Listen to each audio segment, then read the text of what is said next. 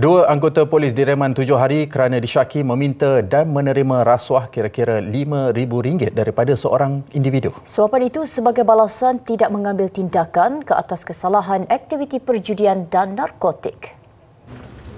Perintah reman dikeluarkan di Mahkamah Majistret Kuala Terengganu siang tadi. Kedua-dua suspek ditahan ketika hadir memberi keterangan di Pejabat Suruhanjaya Pencegahan Rasuah Malaysia SPRM Terengganu semalam. Suspek pertama berusia 50-an dipercayai meminta dan menerima rasuah RM3,000 pada Ogos tahun lalu. Manakala suspek kedua yang berusia 40-an dipercayai melakukan perbuatan sama membabitkan jumlah RM2,000 sekitar Disember 2022 hingga Mei 2023. Suapan diterima secara tunai dan transaksi pindahan ke akaun bank bilik suspek.